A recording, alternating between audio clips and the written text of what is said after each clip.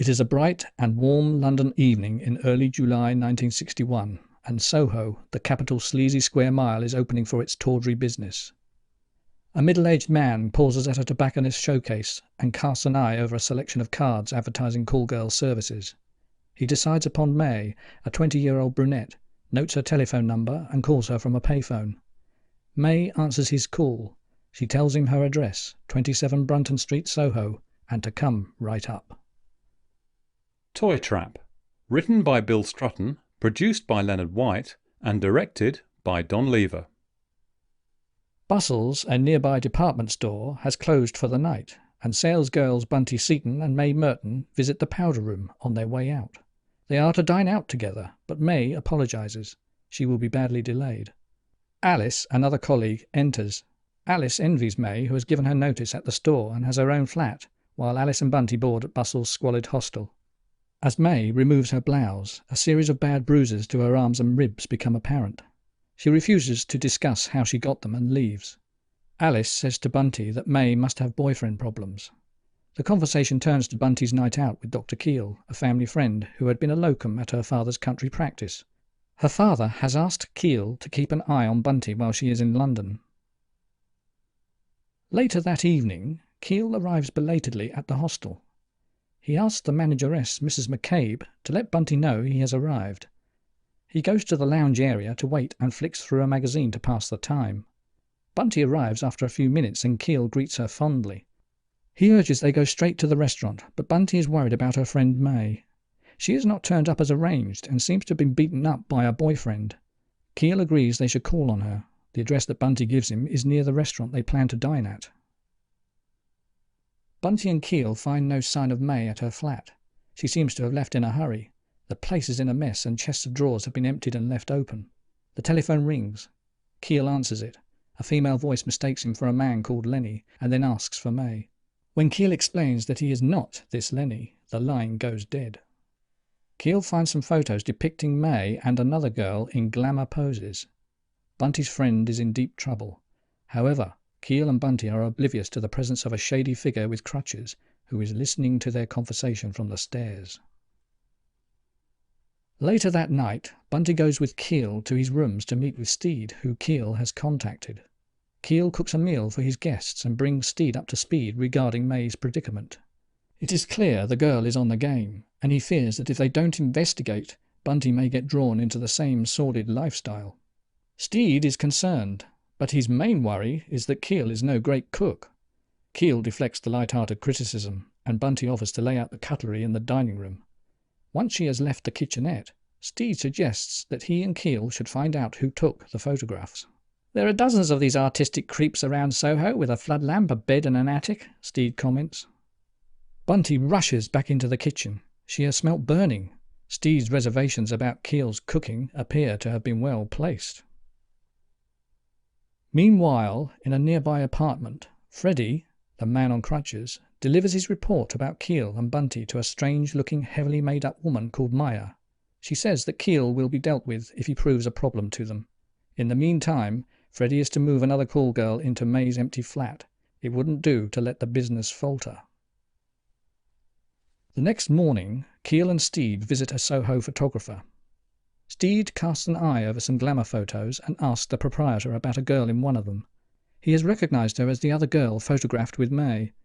The man says that her name is Chrissy, one of his regulars. Steed explains that his friend is up from the country and will be interested in meeting her. Keel feigns a gauche innocence and the photographer telephones Chrissy. In the girl's flat, the telephone rings. Her Siamese cat meows for her mistress to stop the noise. However, her owner is unable to answer, for Chrissy lies on the floor, very, very dead. Later, Steed decides to visit Bunty in the toy department at Bustles. He asks her if she ever heard May mention a girl called Chrissy. Bunty thinks not. Steed reveals that this Chrissy has been killed, probably because she wanted to get out of a call girl racket. Steed asks Bunty to introduce him to the department manager so he can get some information on May. Bunty announces him as Dr. Steed, checking up on a patient. Henry Burge is protective of staff privacy, but as Steed is a doctor, he divulges the address of May's parents. Steed also shows Burge a photograph of Chrissy. He recognizes her as Christine Sandia, a former salesgirl at the store. Steed thanks Burge for his help. Steed confides to Bunty that he knows where May's parents live.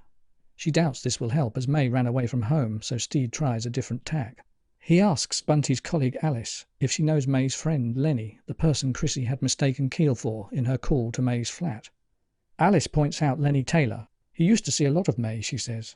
Steed also learns that Alice knew Chrissy and was aware of the lifestyle she had fallen into. Chrissy came from the north, looking for the high life. A pimp serenaded her, got her a club job, paid her first month's rent, and she was caught in a trap. Steed thanks Alice and treats himself to a Czechoslovakian teddy bear. After Steed departs, Lenny Taylor makes a telephone call and reports that a stranger at the store is asking too many questions. Later, Steed meets Keel at the surgery. He reveals that as soon as he claimed to be a doctor, people fell over themselves to help him. "Can't think why I never thought of it before," muses Steed. "It's a real open sesame. Dr. Steed. It's an excellent idea." Keel suggests Steed doesn't make a habit of impersonating doctors.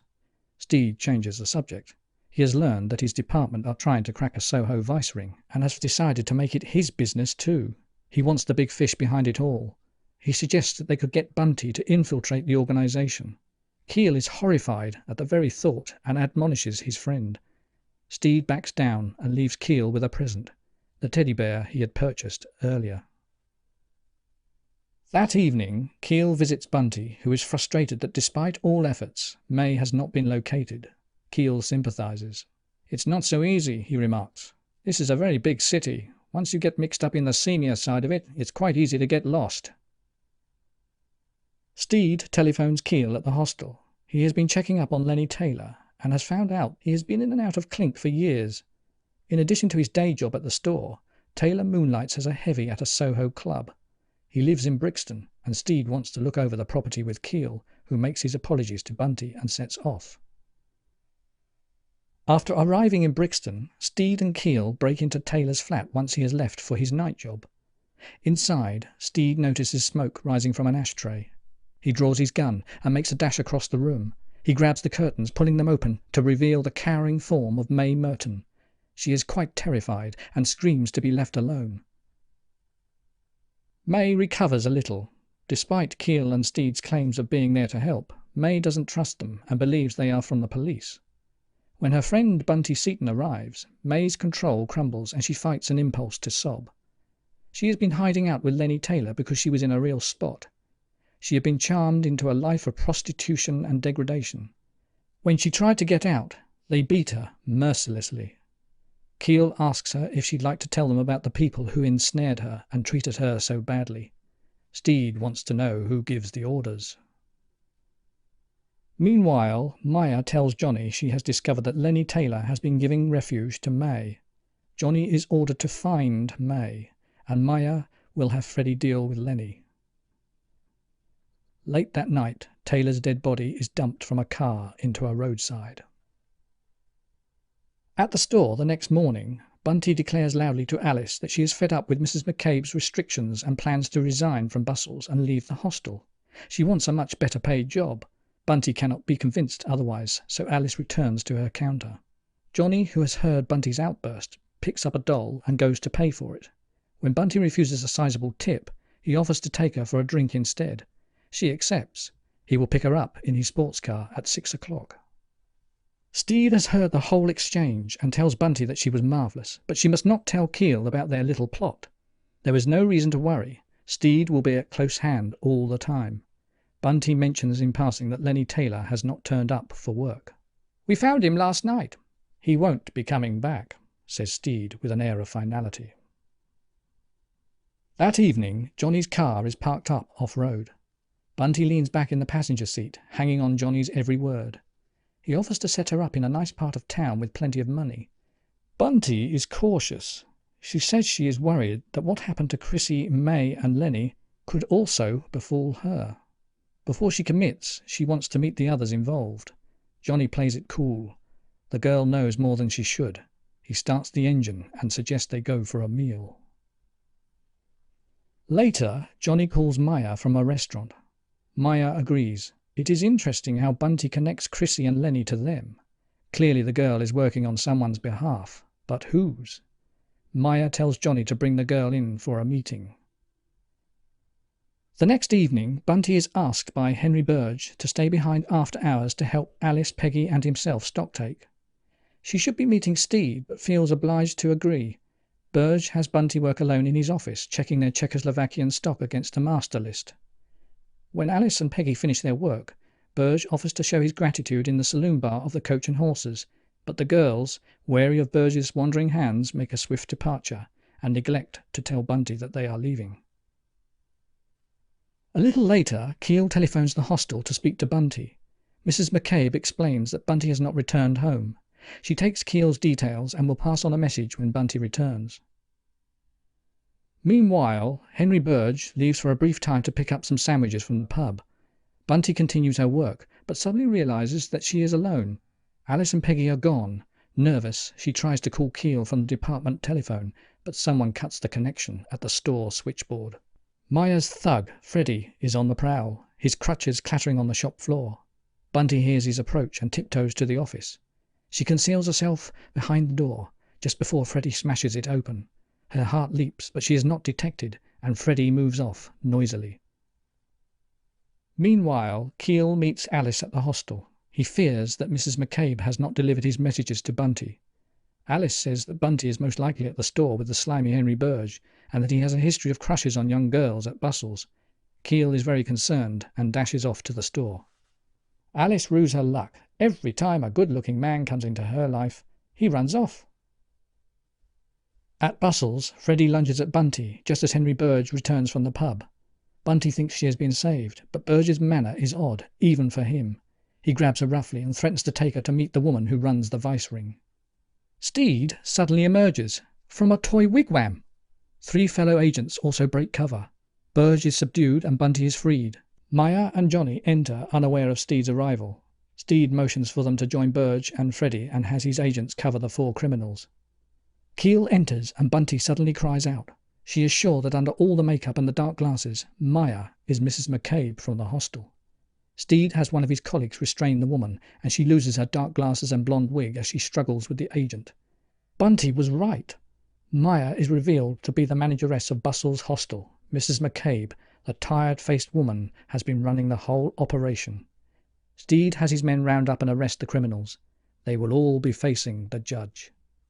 Steed is delighted it has all gone so well and plays on a child's swing by way of celebration, but he has his own inquisition to face. Keel is furious that his friend went against his express wishes and involved Bunty. Steed contests that she is perfectly fine. She plans to go home to her parents and has persuaded May to spend an extended holiday there too. Keel is still furious at Steed and tells him as much. Steed loses his temper. "Steady on, old boy. People don't talk to me like that," he hisses.